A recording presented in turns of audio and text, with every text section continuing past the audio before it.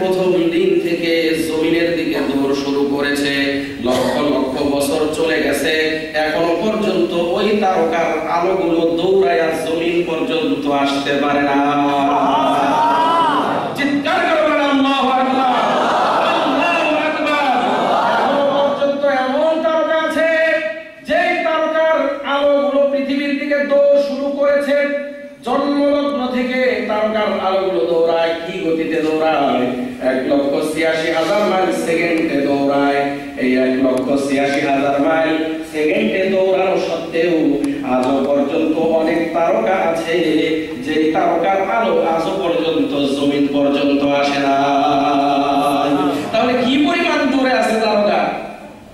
অদস্তরা আমার এটা হলো দূরের তারকার ধারণা দিয়েছে তাফসীরে রূহুল বয়ানের মধ্যে মুফাসসিরিন লেখেন। তাফসীরে রূহুল বয়ানের ভিতরে লেখেন যে এই জমিন থেকে এই যে তারকা, সূর্য, চন্দ্র যা কিছু আছে এই পুরোটাকে বলা হয় সৌরজগৎ। কি জগৎ বলা হয় জোরে বলে? এটার নাম হলো সৌরজগৎ। তাফসীরে রূহুল বয়ানের মধ্যে স্পষ্ট লেখা আছে আয়াতের ব্যাখ্যায়, এটা হলো সৌরজগৎ। এই সৌরজগৎটা যত বড়, সৌরজগৎ কত বড়, এখন তারকার আলো জমিনে আসে নাই, তাহলে সৌরজগৎ কত বড় মোটামুটি একটা ধারণা আসছে কিনা মাথার মধ্যে? আসছে কি আসে নাই বলেন? এই পুরো সৌরজগৎটা যত বড়, এই সৌরজগৎ থেকে নিয়ে প্রথম আসমানের দূরত্ব ততটুকু। বলেন সুবহানাল্লাহ। কোরআনের মধ্যে আল্লাহ তাআলা বলেন সূরা ইয়াসিনের মধ্যে, ইন্না যায়্যানাস সামাআদ দুনিয়া বিজিনাতিল কাওয়াকিব।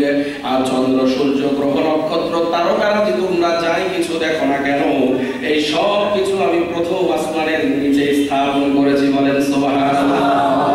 এই আয়াতের ব্যাখ্যায় মুফাসসিরিন কেরাম লেখেন পুরো সৌরজগৎটা যত বড়, সৌরজগৎ থেকে প্রথম আসমানের যেই মাঝখানের জায়গাটাও তত বড়।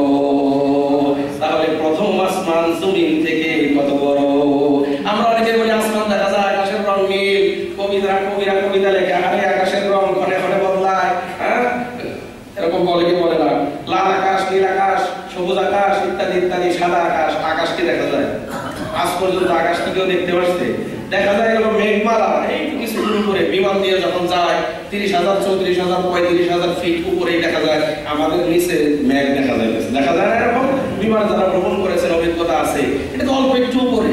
এই আসমানকে আজ পর্যন্ত কেউ কোনোদিন দেখতে পারে নাই, এবং অদূর ভবিষ্যতে আসমান দেখার মতো যোগ্যতা পৃথিবীর কোনো চোখকে আল্লাহ তাআলা অবস্থার জমিন থেকে প্রথম আসমানের দূরত্ব যতটুকু মোটামুটি একটা ধারণা আসছে কিনা? জমিন থেকে সৌরজগতের দূরত্বই তো বোঝা যায় যে ওই জায়গার যে চন্দ্র, ওই জায়গার যে তারকাগুলো আছে, তারকার আলো এখনো জমিনের মধ্যে আসে নাই। এই পুরো সৌরজগৎটা যত দূর, জমিন থেকে সৌরজগতের শেষ থেকে প্রথম আসমানের দূরত্ব ততটুকু। এই হলো জমিন থেকে প্রথম আসমানের দূরত্ব। তাফসীরে রূহুল বয়ানের মধ্যে লেখেন জমিন থেকে প্রথম আসমানের নিচ পর্যন্ত যে পরিমাণ দূরত্ব, প্রথম আসমানের মোটা, প্রথম আসমানের ঘনত্ব ওই পরিমাণ। অর্থাৎ এই মাটি থেকে প্রথম আসমান পর্যন্ত যে পরিমাণ জায়গা, এই পরিমাণ মোটা হলো প্রথম আসমান। বলেন না সুবহানাল্লাহ। প্রথম আসমান এই পরিমাণ মোটা হওয়ার পরে, প্রথম আসমানের পরে আবার দ্বিতীয় আসমান পর্যন্ত ওই পরিমাণ মোটা, যে পরিমাণ প্রথম আসমানের নিচ থেকে জমিন পর্যন্ত। এরপরে আবার দ্বিতীয় আসমান ওই পরিমাণ মোটা। এরপরে তৃতীয় আসমানের পরে আল্লাহ তাআলা বলেন আবার ওই পরিমাণ জায়গা আমি খালি রেখেছি। এরপরে তৃতীয় আসমান আবার ওই পরিমাণ মোটা। এরপরে চতুর্থ, পঞ্চম, সপ্তম আসমান, সপ্তম আসমান পর্যন্ত মাত্র পৌঁছাইলাম, এখনো জান্নাতের আমাদের বাড়ির ঠিকানা পাই নাই। ও দোস্তরা আমার, সপ্তম আসমান পর্যন্ত নাস্তিক মুরতাদরা গেছে নাকি? জোরে জোরে কর। নাস্তিক মুরতাদরা তাদের দৌড় হলো আধা হাত। ও দোস্তরা আমার, সেই পুরাণ গল্প আবারও বলতে হয়। একটা কলসি, এর ওজনের কলসির গভীরতা হলো 2 হাত।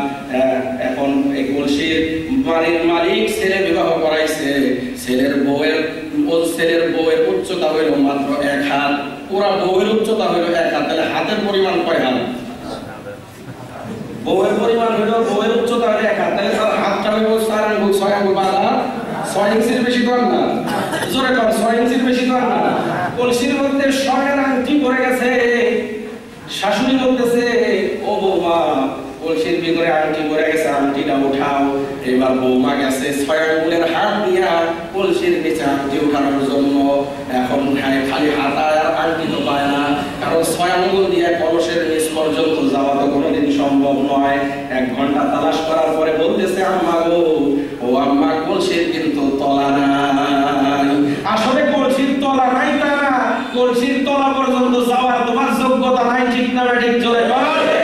এই নাস্তিক মুরতাদেরা, উত্তর থেকে দক্ষিণ মেরু ঘুরে এসছো, চন্দ্র পর্যন্ত গেছো, সূর্য পর্যন্ত গেছো, মাত্র সপ্তম আসমানের যেই দূরত্ব, এই দূরত্বকে যদি 7 দিয়ে পূরণ করেন, ও দোস্তরা আমার 7 ভাগের 7 দিয়ে যদি ভাগ করেন, তাহলে 7 ভাগের 1 ভাগ পর্যন্ত এখনো যাইতে পারে না। ঠিক না ঠিক? 7 ভাগের 1 ভাগ না, মাত্র আধা। মনে করেন সবচেয়ে দূরের তারকা আবিষ্কার হইল, তাহলেও তো সপ্তম আসমানের দূরত্বের 7 ভাগের অর্ধেক। 7 ভাগকে আবার অর্ধেক করতে হয়, কারণ প্রথম আসমান থেকে নিচের যে দূরত্ব, এটার মাঝামাঝি হলো সৌরজগতের শেষ সীমানা। তাহলে বোঝা গেল 1 আসমানের মাঝখানে যে দূরত্ব, তার অর্ধেক মাত্র গেছে। এই অর্ধেক দিয়াই বলতেছে জান্নাত নাই, জাহান্নাম নাই। এর অর্থ হলো জান্নাত জাহান্নাম নাই, এর অর্থ হলো কলসের তলা নাই। আসলে কলসের তলা আছে নাকি তোমার দেমাগের তলা নাই? ঠিক না ঠিক? তোমার দেমাগের তলা নাই। 6 ইঞ্চি ব্রেন নিয়ে তুমি গেছো আল্লাহর জান্নাত জাহান্নাম বুঝতে। এখন আমরা 7 আসমান পর্যন্ত যাওয়ার পরেও কিন্তু জান্নাতের ঠিকানা পাই নাই। তাফসীরের রুহুল বয়ানের মধ্যে হযরত মুফাসসিরিনে কেরাম লেখেন, জমিন থেকে সপ্তম আসমান পর্যন্ত সেই পরিমাণ দূরত্ব, সপ্তম আসমান থেকে ঠিক এই পরিমাণ দূরত্বের নাম হলো মহাশূন্য। এই পরিমাণ দূরত্বের নাম কি? জোরে বলেন। জমিন থেকে সপ্তম আসমানের শেষ পর্যন্ত যেই দূরত্ব, এই পরিমাণ দূরত্ব হলো সপ্তম আসমানের উপরে। এই জায়গার নাম হলো মহাশূন্য। কি? জোরে বলেন। এই মহাশূন্যের পরে হলো আল্লাহ তাআলা বলেন, ইনদা সিদরাতিল মুনতাহা ইনদাহা জান্নাতুল মাওয়া। বলেন সুবহানাল্লাহ। এই মহাশূন্যের পরে হলো সিদরাতুল মুনতাহা। এই সিদরাতুল মুনতাহার পাশে আমি ইনদা সিদরাতিল মুনতাহা ইনদাহা জান্নাতুল মাওয়া।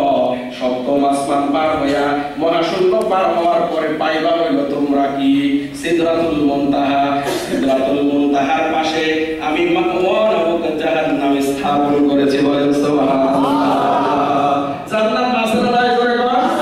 জান্নাতের ঠিকানা জানলাম কি জানলাম না? জোরে বলেন। এখন প্রশ্ন হইল, এই জান্নাতে আমরা যাব কিভাবে? ইনশাআল্লাহ আল্লাহ তৌফিক দিলে পরবর্তীতে কিভাবে জান্নাতে যাব আমরা আলোচনা করব। আল্লাহ তাআলা তৌফিক দিলে আপনাদের দোয়া শামিল হাল হলে যে আয়াত আমি তেলাওয়াত করেছিলাম আপনাদের সামনে, ওই আয়াতের ভিতরে আল্লাহ জান্নাতের ঠিকানা বলেছেন। সূরা বাকারা প্রথম 28-38 নাম্বার আয়াতের শুরুতে এই কথা বলে আল্লাহ জান্নাতের ঠিকানাটা বলেছেন, এবং জান্নাতে যাইতে হবে কিভাবে